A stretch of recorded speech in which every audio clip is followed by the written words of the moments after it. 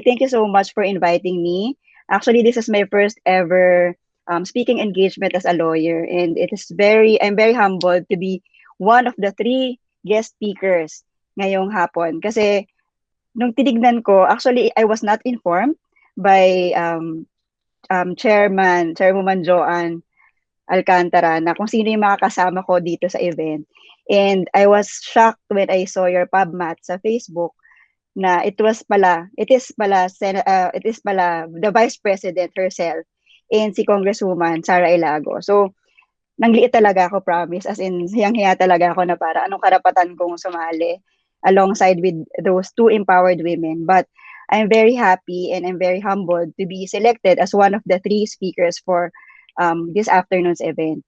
And kapag tinignan mo kasi, like what one of you said earlier, it is now time for the empowered women. And I'm so happy kasi I'm not sure kung sinadya niyo pero I realized lang na tatlo kaming babaeng speakers this afternoon. And we belong to the three branches of the government. So si Vice President Robredo from the Executive, Congresswoman Sara Ilago from the Legislative, and I from the Judiciary. Although aliping sa gigilid lang naman ako sa Judiciary. But still, women are now members of the government. So we have representation. Hindi pa ganun, wala pa tayo dun sa well-represented, but at least we are now represented in the branches of government. And I think it's very important. It's a very important development in our government, in the politics in the Philippines. Okay, so I was tasked to deliver a discussion on the introduction of law and the significance of Bill of Rights. And I think I can be more effective in discussing to you what law is if you understand why I entered into law school.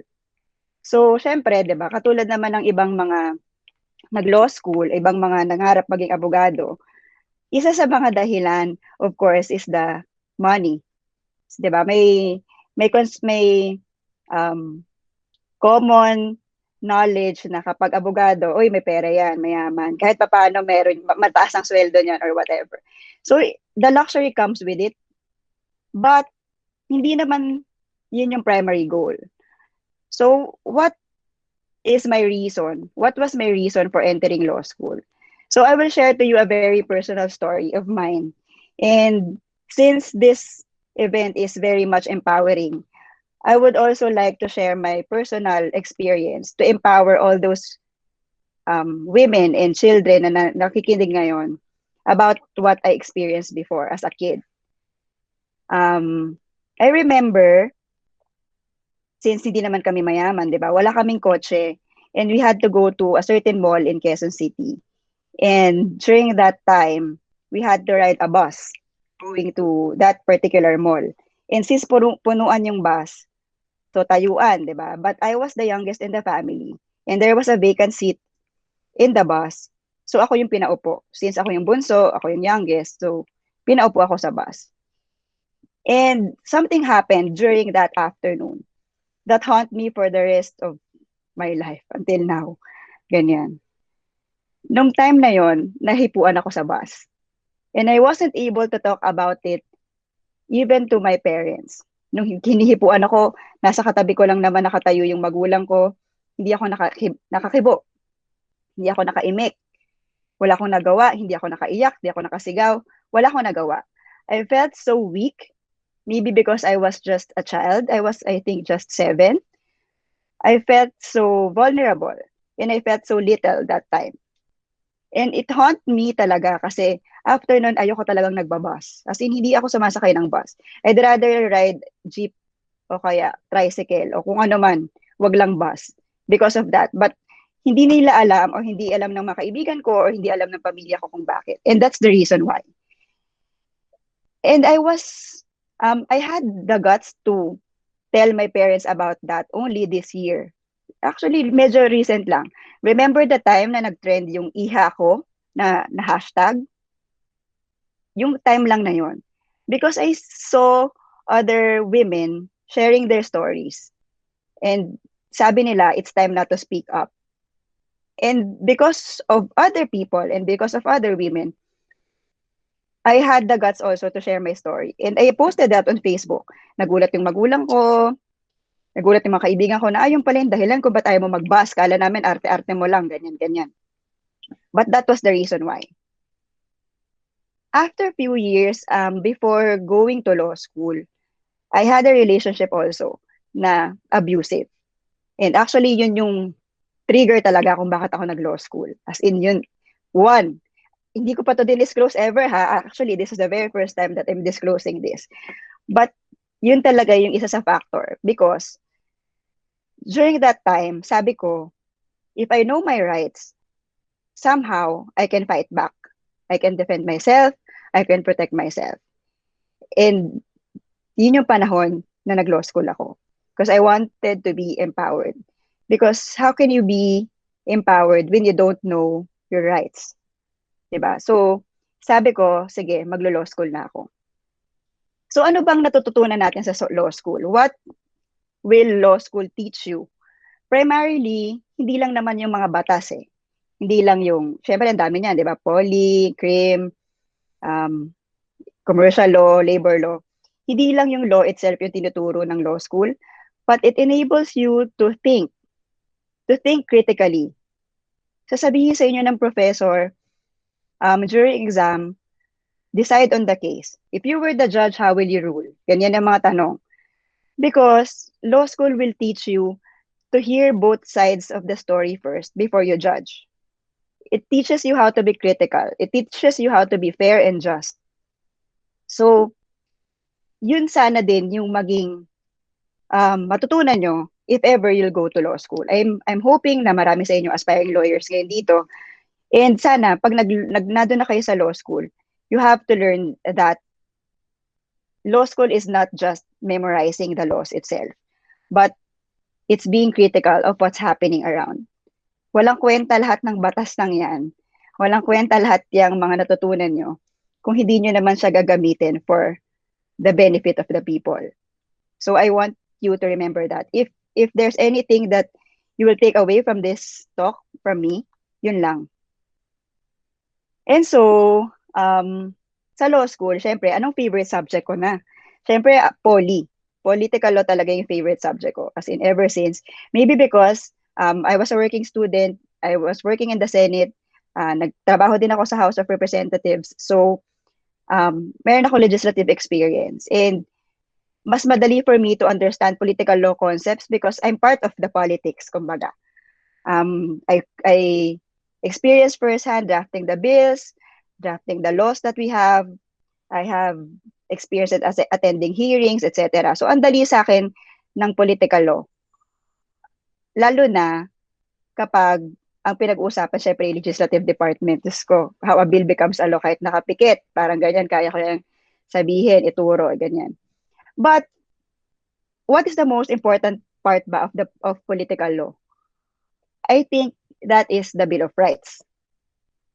When you analyze our 1987 Constitution, it is composed of several parts. Mayroong state policies, declaration of principles, Bill of Rights, legislative department, judiciary, executive department, at kung ano pa, etc. Pag tinanggal mo yung Bill of Rights sa 1987 Constitution, our Constitution will be weak.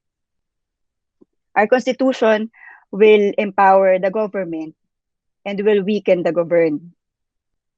So that's how important the Bill of Rights is.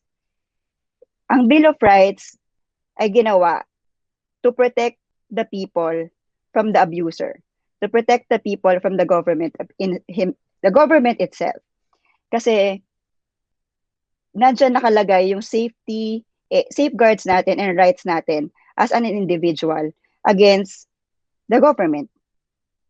So actually, kahit tanggalin mo lahat sa Consti at itira mo yung Bill of Rights, protected pa rin tayo. Ganun siya ka-importante.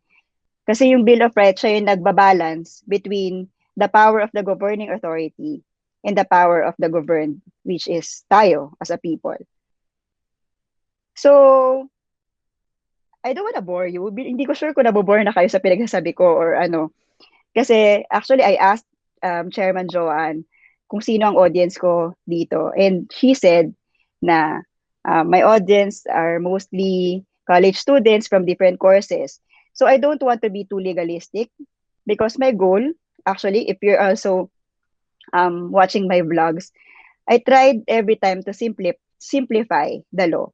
I wanted to get my message across without being too legalistic kasi yun naman yung mahalaga.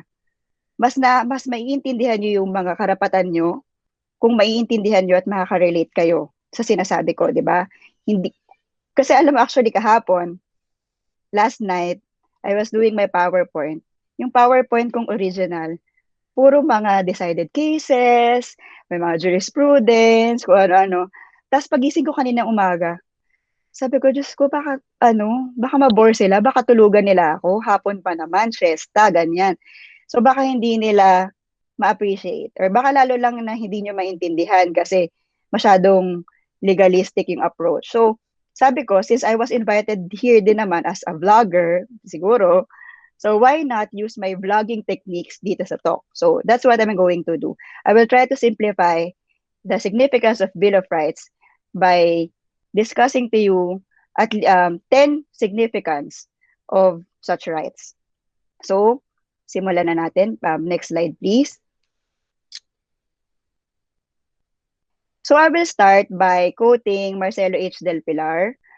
He said during those times, mga panahon nila Rizal, ganyan, the perfection of humanity is not possible without freedom for the individual. Thus, the existence of social institutions and all political organizations and relationships are justified insofar as they have for their primary aim the defense and protection of freedom. So, katulad ng sinabi ko kanina, you have to protect the people even from the government itself or from the institution itself. Kasi hindi pwedeng overpowered yung government kasi ma-oppress yung mga tao, magiging slaves. Hindi lang pwedeng super empowered ng mga tao na mawawala yung government. So there has to be a right balance between those two. So yun yung ginagawa ng Bill of Rights. It balances the power of the government to the people. Next slide, please.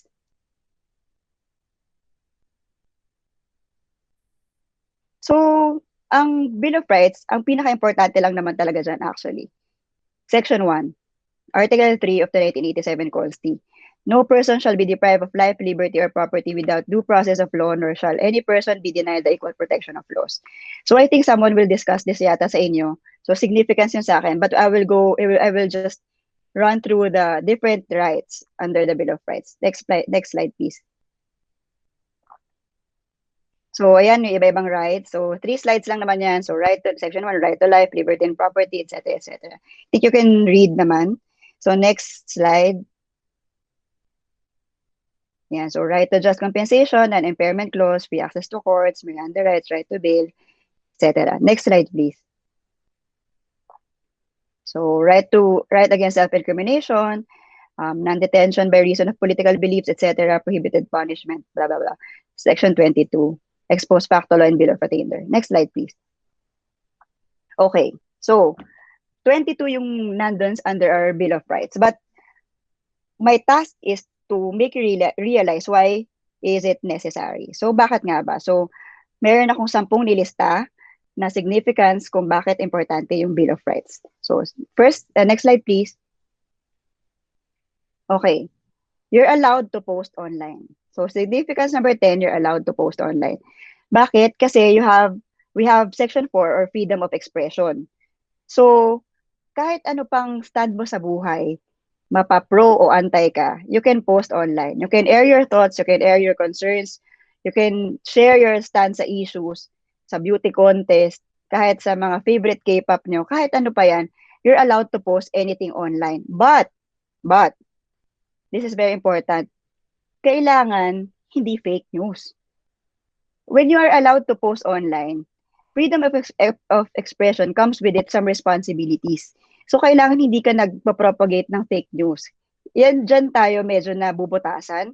Kasi yung social media, it opened so many doors to all kinds of actors.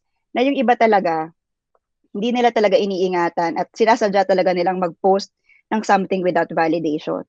So, etong right na to, freedom of expression, you should exercise this with caution. So you're allowed to post anything you want to say, but make sure that it does not violate anyone's law or any other law. So for example, I can post online pero hindi ko pwedeng siraan yung kaklase ko na rapist yung kaklase ko. Ganyan. Eh hindi naman totoo. Or kahit pa totoo, um, bakit ko siya ipopost online? Baka kasira yun sa pagkatao niya. Magkakasira yun sa puri niya. Lalo na kung hindi pa naman tapos yung trial, hindi pa proven, di ba? So, you have to be responsible on what you post online. Hindi ka pwede basta-basta mag-post ng naked picture mo or naked picture ng iba online.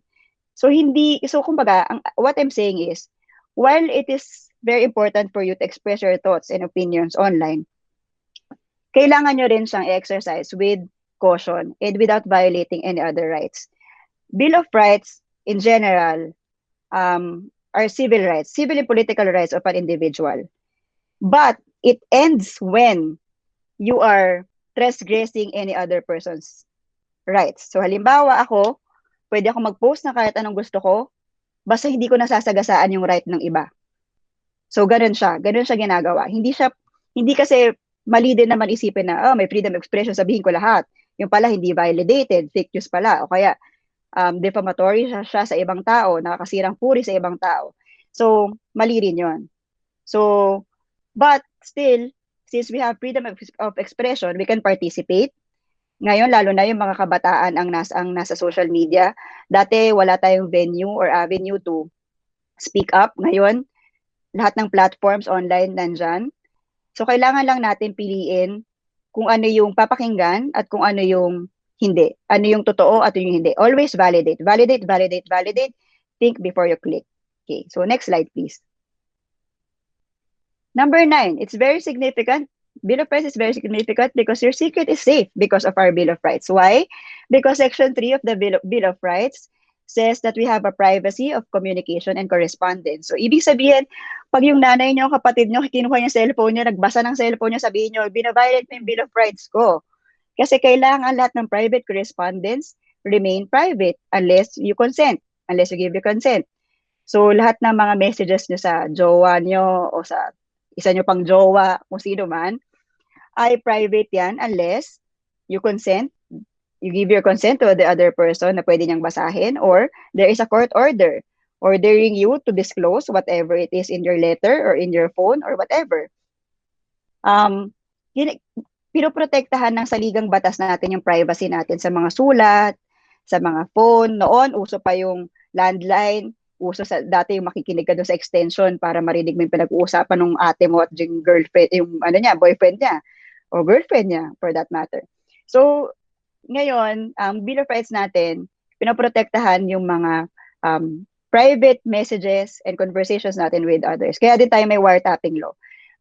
Remember, lahat ng laws natin, it sprang out from the 1987 Consti. So yung wiretapping law natin came from this provision in the Bill of Rights, yung privacy to communication and correspondence. So it's very important because your secret is safe because of the Bill of Rights.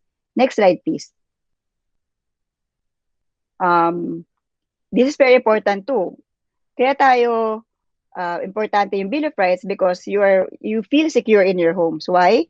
Naalala nyo dati, nung naglalaro pa tayo sa labas, nung pwede pang lumabas, at pangalawa, nung uso pang maglaro sa labas. Kasi ngayon, puro indoor na PS5, puro online na lahat ng mga nilalaro, di ba?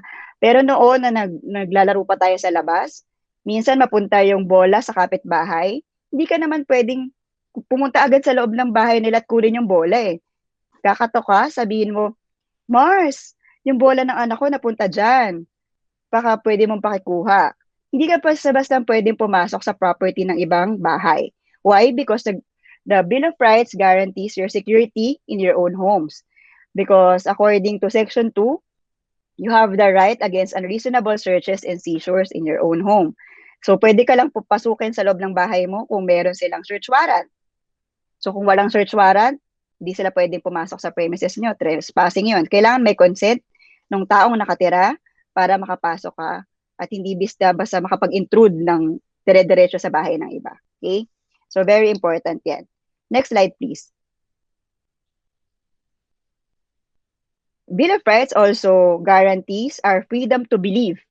And kasama dito sa freedom to believe ay yung freedom to not believe. So kung meron tayong mga kaibigan o kakilala na atheist o walang pinapaniwala ang religion, irespeto natin yun kasi karapatan nilang huwag maniwala. Karapatan din nating maniwala sa kahit ano pang religion na gusto natin. So kahit ano pang religion gusto mo or kahit gusto mong gumawa ng isa pang religion para sa'yo, halimbawa fan ka ng K-pop, gumawa ka ng religion ng Blackpink o di gumawa ka ng religion ng Blackpink, walang pumipigil sa'yo. So karapatan niya ng bawat taong maniwala kung anong religion ang gusto nila at karapatan din ng bawat taong hindi maniwala sa ayaw nilang paniwalaan. So I hope next time when you meet another person practicing his or her religion, respect the person regardless kasi minsan meron tayong mga paniniwala sa mga religions natin na feeling mo pag hindi ka belong doon weird for you. Kahit ganon, minsan parang feeling nyo nakakatawa, ba't sila ganon? Bakit ganyan yung ginagawa nila? Ba't sila kumakain ng ganyan? Ba't hindi sila kumakain ng ganyan? Kung ano man, wag nyo siyang pagtawanan, unang-una, respect the person kasi we have the freedom to believe whatever we want and we have the freedom to not believe anything. So, very important yan if you want to practice any religion that you want. So, Section 5 of the Bill of Rights is about freedom of religion. Next slide, please. So, significance number 6 is because of the Bill of Rights, you are free to own a property. So, any property actually. So, basta nasa civil code na property. So, lahat personal property, real property. So, ibig sabihin, yung mga gamit na, kahit anong gamit actually, kahit anong gamit maisip mo ngayon, karapatan mong mag-own ng property. Nasa constitution natin to kasi, kung sa tingin nyo, this is very parang, bakit meron bang bawal mag-own ng property? Sa ibang bansa or merong mga bansa noon, na lahat ng property na land nila ay state-owned. So, ibig sabihin, bawal ka mag-own ng sarili mong lupa, sarili mong bahay, lahat sa government ang may-ari, tapos nakikiano ka lang, nagre-rent, or nakikitira ka lang, pero ang government property yon. But here in the Philippines, we are guaranteed to own our own properties. And kasama sa property law or sa property mo as a person, ay yung employment mo. So, di ba sa Section 1, di ba, right to property, sabi hindi ka pwedeng tanggalan ng property mo without due process of law. So, kasama dyan yung employment. So, hindi ka pwedeng tanggalan ng trabaho without due process. So, kailangan merong hearing pa rin yan. Meron pa rin yung proceedings bago ka tanggalin sa trabaho or bago kunin sa'yo yung bagay. Kasi halimbawa, yung bahay mo nasa may highway tapos expand yung highway, pwedeng expropriate ng government yon. So, ibig sabihin, pwedeng kunin ng government yung property mo in exchange of just compensation. Ibig sabihin, ng tamang bayad. So, for a particular fee, prevailing fee, pwede kunin ng government mo sa'yo yung property mo, pero kailangan may bayad. So, very important yung right natin to own a property because hindi lahat ng tao sa buong mundo ay may ganitong right. So, next slide, please. So, next slide is about our right to information, Section 7 of the Bill of Rights. So, you are entitled to know the truth. Diba? Kasi ngayon nga sinasabi nyo kanina, ang dami-daming fake news sa paligid. Hindi na natin ma-validate kung alin yung tama o hindi. Pero because of our right to information, we should be entitled to know the truth. Unfortunately, yung freedom of expression, freedom of information bill ay bill pa rin hanggang ngayon. Kanina napakinggan ko si VP Robredo pala used to author such proposal pero hindi pa rin kasi yan pumasa. Up to now, I checked kasi bago ako magsalita kung ano bang status, pending pa rin siya sa Senate so hindi siya pumapasa-pasa. Although there's an executive order I think issued by the administration regarding the freedom of information, right to information. Kaya lang, syempre iba pa rin kapag may law talaga di ba? So, kailangan pa tong i-push, hindi pa to hinog for me. Hindi pa siya natin magawa fully kasi nga wala pa talagang law. Maraming humaharang ng right to information. So, ibig sabihin, baka marami silang pinoprotektahang mga information na ayaw nila i-disclose sa public. So, kasi kasama dyan yung mga SALN, ng mga government employees, magkano yung ginagastos nila sa mga agencies, ano yung ginagastos nilang amount for intelligence fund, etc., etc. So, siguro, they're not ready. They do not want to disclose to the public everything, kaya hindi yan pumapasa-pasa. Ang tagal na niya naka-file, but hindi yan pumapasa-pasa. Also, I want to sing it din dito sa slide na to. You are entitled to know the truth. Ibig sabihin, then ay kayo as an individual, lalo na as a student, please validate your sources whenever you are making a paper, researching, etc. Unang-una, wag mag-plagiarize. Pangalawa, validate your sources. Hindi po reliable source ang Wikipedia. Please, papagalitan tayo ni Senator Miriam Defensor Santiago niyan kapag nalaman na Wikipedia ang source ninyo. So, don't ever use Wikipedia. Siguro gamitin niyo siya, pero just to check, i-check nyo kung anong footnote na ginamit, ano yung naka-footnote, tapos hanapin nyo yung original source. But wag yung Wikipedia itself, kasi yung Wikipedia kahit sino pwede mag-edit, di ba? So, hindi siya talaga reliable. So, research. Kasi when you are misinformed, mali din yung nagiging pag-process mo ng mga information, baka magkamali ka rin ng stand mo sa mga issues. So, always validate if your information is correct. So, kaya mahalaga yung right to information kasi primary source sana kung mare-request mo lang basta sa agency o magkano ba talaga, ganyan. Kesa ngayon na kung saan-saan tayo kumukuha ng sources, di ba? So, pero yun nga, katulad ng sinabi ko, it's just a bill yet, hindi pa siya nagiging batas. So, hindi pa siya ganun ka-effective. So, next slide, please. Bill of Rights is significant because you can defend yourself. So, ito yung natutunan ko sana nung bata pa ako or natutunan ko sana before na pwede pala akong magkaso, pwede pala akong kumuha ng abogado. Kung wala akong pambayad ng abogado, pwede pala akong kumuha ng abogado for free. Meron tayong mga PAW or meron tayong mga legal aid. So, pwede sana tayong magkaroon ng sariling abogado without paying. Meron tayong right to trial. So, dapat kapag nag-file ka ng kaso, kailangan i-hear siya fairly. May right to be heard ka kapag kinasuhan, ikaw naman yung kinasuhan. Ano ba yung position mo? Ano ba yung ginawa mo? Ano ba talaga yung side mo ng story? So you can defend yourself. Because of our Bill of Rights, meron ang daming section, daming provision doon sa Bill of Rights natin tungkol sa rights of the accused. Kasi kailangan din protektahan yung rights of the accused. So, common question na sinasabi sa mga abogado, yung fact na, bakit yung ba pinagtatanggol yung mga kriminal? Bakit ba may mga lawyers na kahit alam na nilang guilty na yung ano nila, yung kliyente nila, pinagtatanggol pa nila? Actually, I can name at least 3 reasons why. Una, what if my client is wrongly accused? So, kung mali yung nag-trial by publicity na siya na yung mukhang masama, pero hindi pala siya yung totoong kriminal, hindi pala siya yung totoong pumatay or whatever, totoong nang rape o kung ano man. Na-set up lang siya. So, kung wrongly accused siya, kailangan niya, of course, na abogado. Pangalawa, what if, oo, siya nga yung gumawa, pero he has his reasons kung bakit siya ginawa. For example, nakapatay siya, pero kaya pala niya pinatay because self-defense.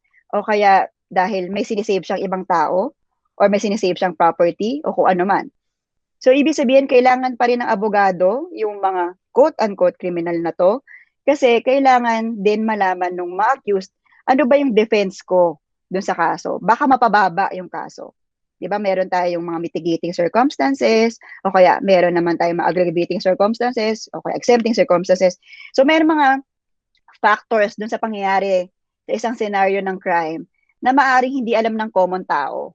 So, kailangan pa din ng abogado yung mga quote-unquote criminal. Kasi nga, syempre, paano kung kaya lang pala siya nakapatay kasi nga pinoprotektahan niya yung sarili niya. So, mapapababa siguro sana yung sustensya, o kaya baka ma-acquit pa siya, ganyan. So, kailangan abogado. Third reason, guilty nga siya, totoo nga ang pinatay niya, pero mali pala yung penalty na inimpose. So, kailangan pa rin ng abogado kasi kahit hindi pala siya life imprisonment dapat pala 20 years lang. Dapat pala 10 years lang. So, kailangan pa rin ng abogado. So, huwag niyo isipin na kapag merong masamang tao, tapos may abogado, ay nakong sama ng ugali niya, abogado niya. Isa pa yan, siguro bayaran niya, laki ng binayad, whatever.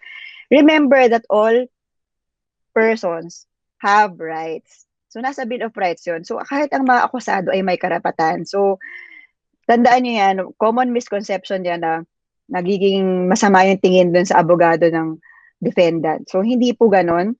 Dahil lang mayroon din karapatan yung mga accused, kaya mahalagang may abogado pa rin sila. And makikita yan sa Bill of Rights. Kasi, paano kung ikaw sa'yo naman nangyari, di ba? Ikaw naman yung wrongly accused. Gusto mo ba na walang abogado na mag-defend sa'yo? Siyempre, gusto mo rin mayroon. So, karapatan yan ng bawat tao kasi unless na-prove ka na beyond reasonable doubt na you're guilty about it, eh, karapatan mong ipagtanggol yung sarili mo. Okay, so, that's very important. So, next slide po, you are free to join groups. So, meron tayong mga fandom, mga Blink, mga Army, whatever, sa mga K-pop, mga kung ano-anong organizations, homeowners association, mga sports, keme, mga itong organization ninyo, lahat ng mga organizations na to ay nabuo dahil karapatan nating bumuo ng organization. Remember, imagine a life, imagine a state na pinoprohibit yung pag-organize or pag-assemble. Ang hirap nun kasi bawal, very individualistic, wala kang organizations, wala kang wala kang kasama, wala kang kagrupo. Pero dito sa Bill of Rights natin, ini-enable tayo to build these connections with our other people na meron tayong same vision, katulad nitong organization nyo, meron kayong vision, dun ka sa pinakita nyong video kanina, meron kayong goal, nagsama-sama kayong lahat to promote that goal, to achieve that goal.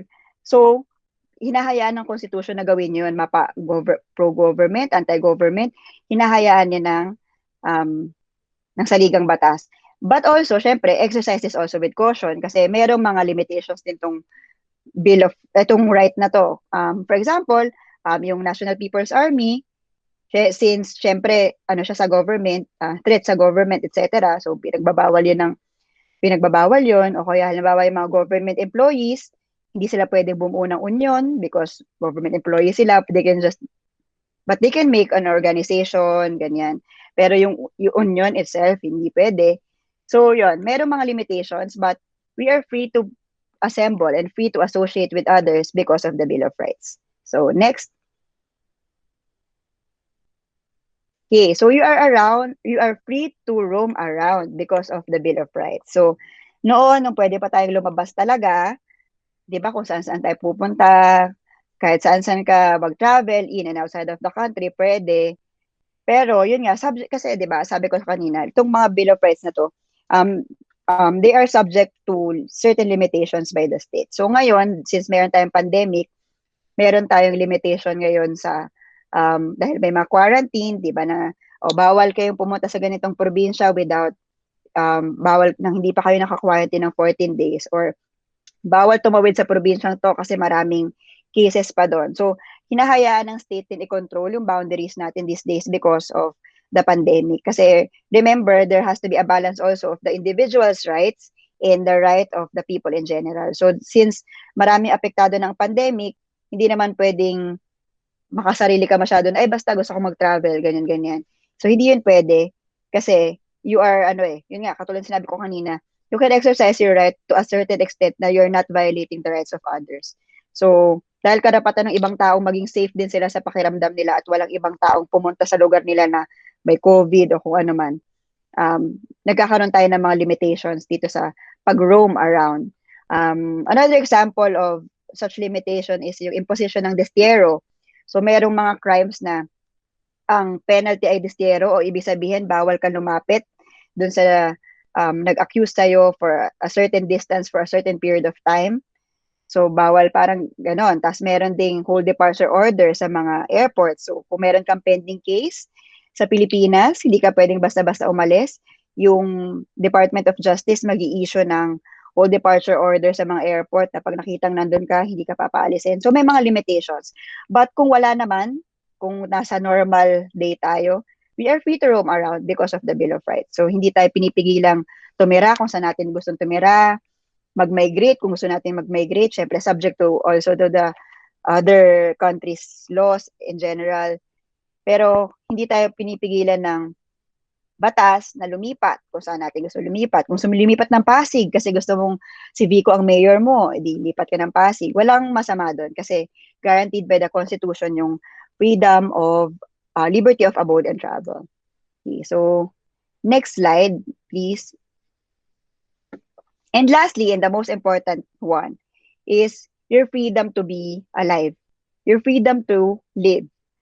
So yung Constitution natin yung nagagaranty sa atin kung sino, nagagaranty sa atin na mabubuhay tayo sa Pilipinas. But common misconception dito sa right na to, yung right to life lang. Actually, hindi siya right to life lang. It comes with it the right to a good life. Kasi pag inanalyze mo yung ibang parts ng Constitution, I think Article 2, Section 9 and Article 2, Section 11, it promotes the dignity of life and promotes the quality of life. So, ibig sabihin, kailangan may disenteng pamumuhay. Merong maayos na trabaho. Dapat nakakain ng 3 beses sa isang araw yung pamilya. So, para mabuhay ka ng matiwasay. So, dapat pinopromote yan ng Constitution. Pinopromote na maging safe ka. Kaya meron tayong ibang rights ng mga freedoms. Kaya meron tayong security sa bahay, etc., etc. Because ang pinaka-foremost important is yung right mo as a person to live. It's a basic human right. Your right to live and your right to have a quality life. So next slide, please. But, pagtapos ko ipakita sa inyo yun, I want you to think, do we have these rights? Bago ako nagsalita, I saw your video. Individually, meron kayong mga declarations na you oppose certain things and certain oppressions na nangyayari sa Pilipinas. So, tingin nyo ba yung mga sinabi kong karapatan natin ay na-exercise natin ngayon? Ikaw ba as a person, na-exercise mo ba yung right mo na yan? Yung pamilya mo ba, na-exercise yung rights na yan? Yung kaibigan mo? O yung kaibigan ng kaibigan mo kaya? Or stranger? Sa tingin nyo ba lahat ng tao nakakapag-experience freely ng lahat ng rights na nasa Bill of Rights? If you watch the news every day, ilan na ba yung pinatay? Ilang beses nang may pinatay ng riding in tandem? Ilang beses nang may pinatay na abogado? Ilang beses nang pinakita kung gaano ka nakakadiri yung mga kulungan natin? Gaano kasikip yung kulungan? Kahit, di ba, sabi ko sa inyo, may karapatan kahit yung accused eh. Ilang taon na silang nandun sa mga detention cells without even conducting any trial? Nakikita nyo ba sa balita na merong pinipigilang magsalita? Sinesensor yung freedom of expression? Or pinipigilang makapagbalita? Meron ba kayong nakikitang mga kinukulong na walang paglilitis? Meron ba kayong nakitang hindi kinulong kasi makapangyarihan? O may kinulong kasi walang kalaban-laban, walang abogado? Nitong mga nakaraang araw, actually kahapon, hindi ako nagklase sa Adamson. Kasi I can't afford to conduct a class knowing that people are struggling. Knowing that some of my students, walang kuryente, walang internet. I don't want them or any of them to be left behind. Sabi nung iba, wag na kayo mag-criticize, tumulong na lang kayo kasi nasa same boat naman tayo eh. Pag lumubog tayo, sabay-sabay tayong lulubog. I agree, we are in the same boat. But are we on the same part of the ship? Unfortunately, hindi. Napanood ko na yung Titanic 100 times. At ganun yung nakikita ko. Yung mga nasa ibaba ng ship, sila yung unang lumulubog. Kahit na yung mga nasa taas, baka kumakain pa yan, may life vest na yan, may violin pa, may nagwa-violin pa sa tabi niyan, nagwa-wine pa yan. So wag mong sabihin sa akin nasa same boat tayo. Kasi oo, nasa same boat tayo. Pero nasa same part ba tayo ng boat in the first place? So yan yung mga tanong sa isip ko. And I don't want to impose any answers on you. I think you students of LaSalle are critical enough and brilliant enough to know the answers. Iiwan ko yung tanong sa inyo because I want you to think of these questions mamaya or mamayang gabi or pag wala kang ginagawa siguro, pag-isipan mo. Yung Bill of Rights ba natin, na-exercise natin? Maaring na-exercise mo, pero na-exercise kaya niya ng random na taong nakasalubong mo o random na taong nakita mo sa balita. So I want you to think of that. And I want you to think of that when you enter law school. I don't want to impose any answers, but I want to leave to you these questions. And I hope when you go to law school, one thing should remain in your minds. Serve the people always. So yun lang po. This has been Keij Ejercito. Happy Aral! Thank you po.